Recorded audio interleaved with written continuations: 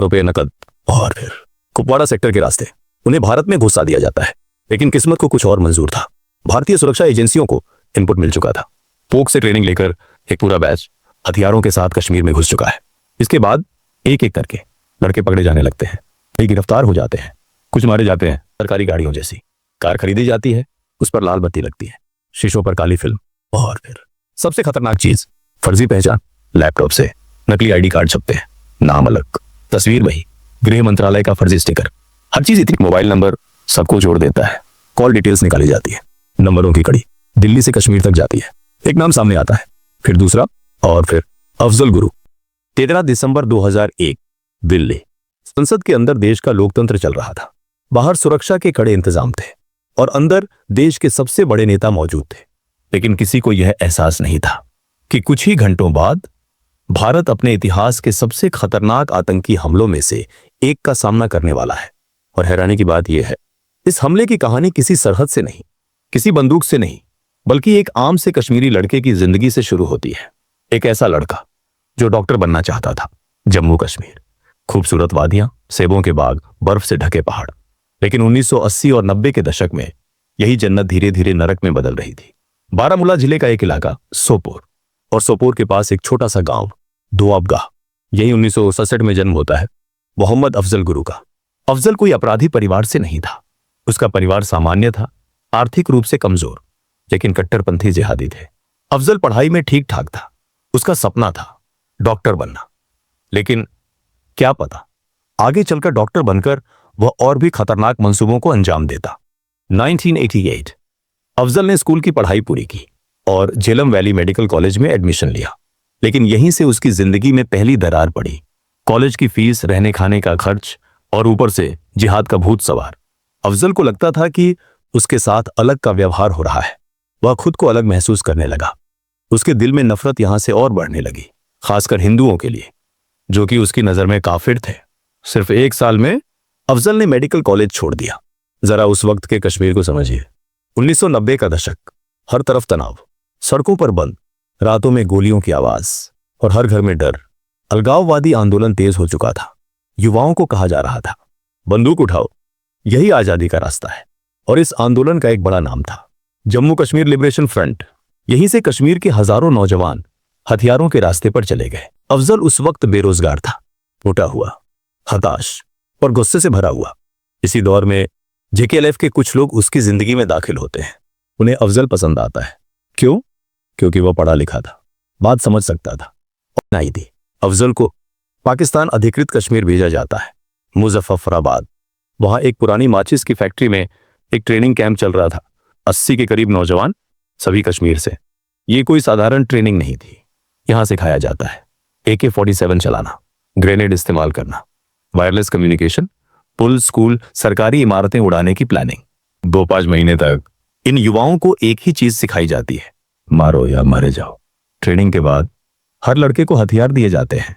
अफजल को मिलता है एक AK-47, 3 भरी हुई मैगजीन, 10,000 रुपये नकद और फिर कुपवाड़ा सेक्टर के रास्ते उन्हें भारत में घुसा दिया जाता है। लेकिन किस्मत को कुछ और मंजूर था। भारतीय सुरक्षा एजेंसियों को इनपुट मिल चुका था। पोक से ट्रेनिंग लेकर एक पूरा बैच हथियारों के साथ कश्मीर में घुस चुका है। इसके बाद एक एक करके लड़के पकड़े जाने लगते हैं, कई गिरफ्तार हो जाते हैं, कुछ मारे जाते हैं। अब अफजल के घर में डर बैठ जाता है। परिवार को लगता है अब अफजल की बारी है। अफजल को तुरंत दिल्ली भेज दिया जाता है। वहां उसका चचेरा भाई शौकत रहता था। मुखर्जी नगर, दिल्ली यूनिवर्सिटी का इलाका। अफजल यहां आकर कुछ समय के लिए इस दुनिया से दूर हो जाता है। दिल्ली में अफजल दोबारा पढ़ाई शुरू करता है, पॉलिटिकल साइंस, साथ ही कमीशन एजेंट का छोटा मोटा काम। सब कुछ धीरे धीरे ठीक लगता है। लेकिन कहानी यहीं खत्म नहीं होती, क्योंकि कभी कभी जिंदगी दूसरी बार मौका देती है और इंसान फिर वही गलती दोहराता है। दिल्ली यूनिवर्सिटी में अफजल की मुलाकात होती है एक और कश्मीरी से। दोनों का बैकग्राउंड एक जैसा, दर्द भी एक जैसा। दोस्ती गहरी हो जाती है और यही दोस्ती आगे चलकर भारत के इतिहास को हिला देती है।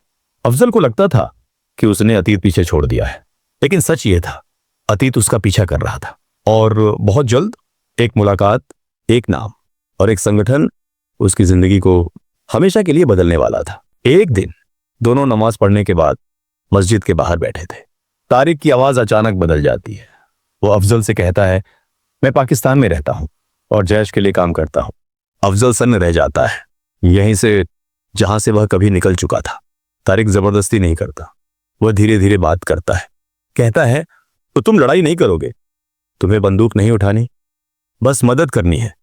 और फिर आखिरी चाल चलता है, हम तुम्हें पैसे भी देंगे, तुम्हारे परिवार की जिंदगी बेहतर होगी।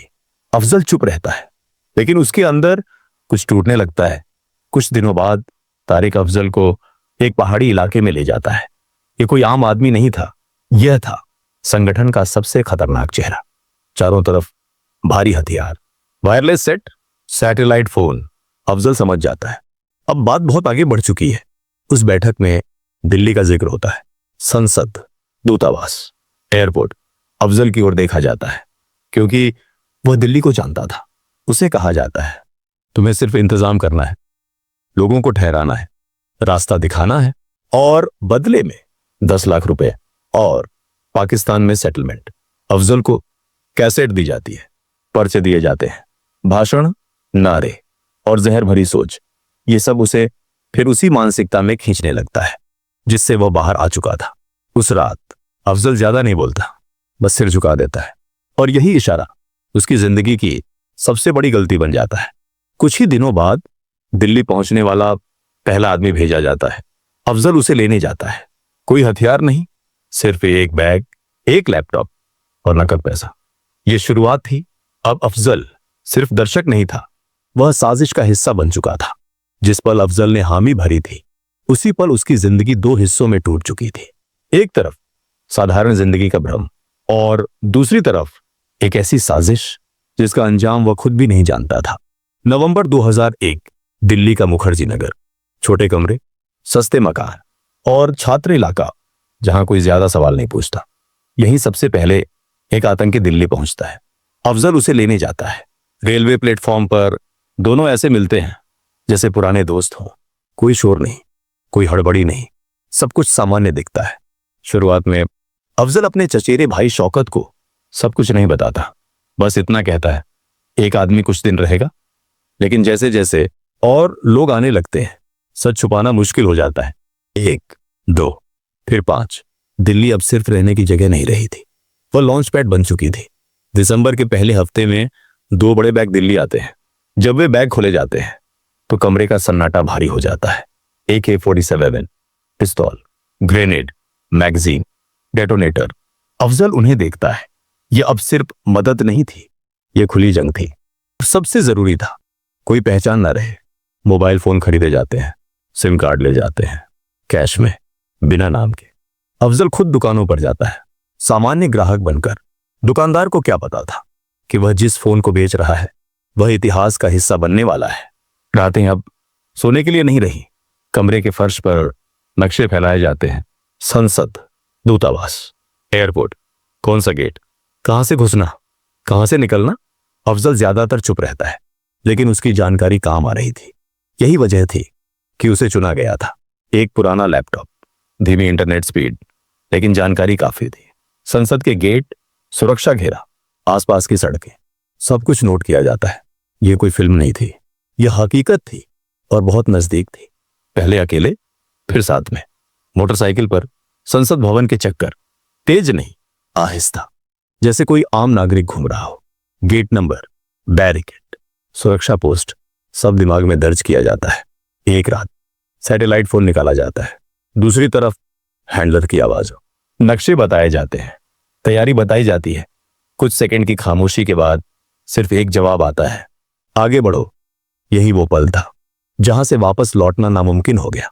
अब काम तेज हो जाता है। केमिकल खरीदे जाते हैं, स्टील का ड्रम, तार, बैटरियां, सब कुछ धीरे धीरे एक मौत की मशीन में बदला जा रहा था। अफजल ज्यादातर बस देखता है, क्योंकि अब वे पीछे नहीं हटता।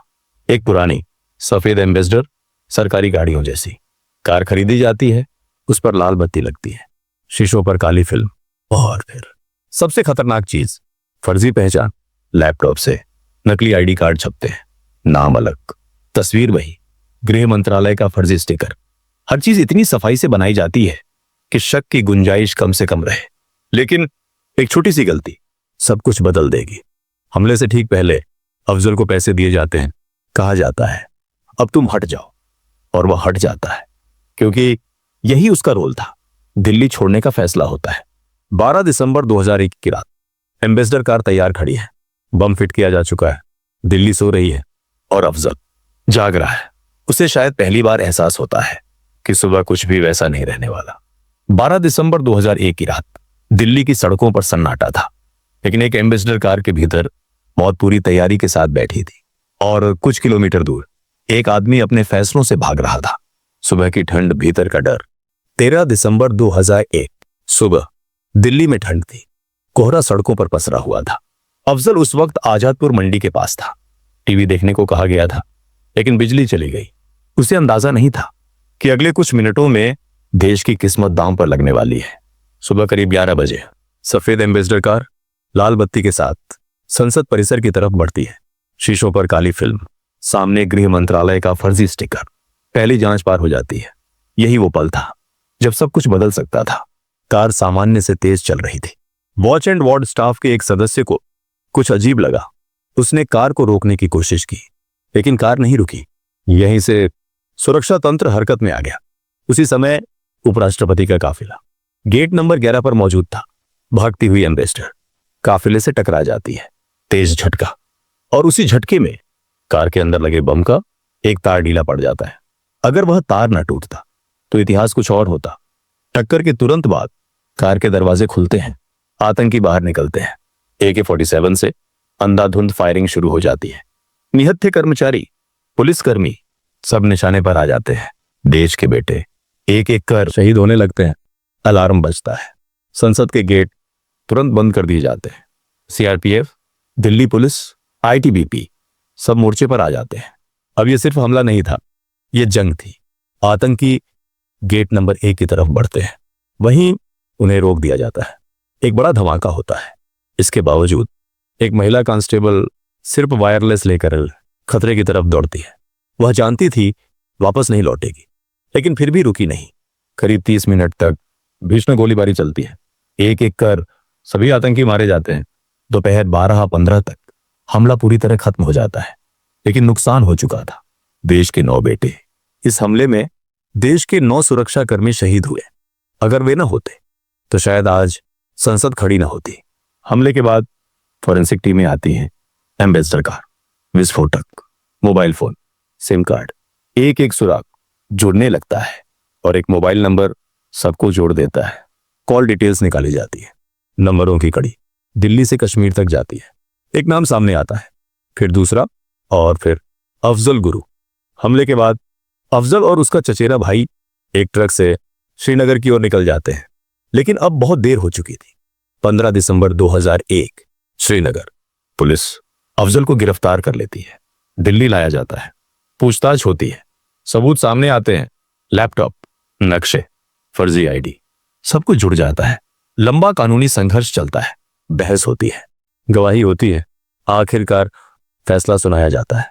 आखिरी सुबह 9 फरवरी 2013 सुबह 8 बजे तिहाड़ जेल। अफजल गुरु को फांसी दी जाती है। एक कहानी यहीं खत्म होती है। हमले के बाद भारत पाकिस्तान के रिश्ते युद्ध की कगार तक पहुंच जाते हैं। सेनाएं तैनात होती हैं, सीमाएं बंद होती हैं, दुनिया सांस रोककर देखती है। लेकिन अंत में संसद बच गई, लोकतंत्र बच गया, क्योंकि कुछ लोग डरे नहीं। 13 दिसंबर 2001 सिर्फ एक तारीख नहीं है, यह याद दिलाती है कि देश इमारतों से नहीं बल्कि उन लोगों से सुरक्षित रहता है जो आखिरी सांस तक खड़े रहते हैं। आप हमें लाइक और सब्सक्राइब कर सकते हैं। हम रोजाना ऐसे ही दिलचस्प सब्जेक्ट पर वीडियो लाते रहते हैं।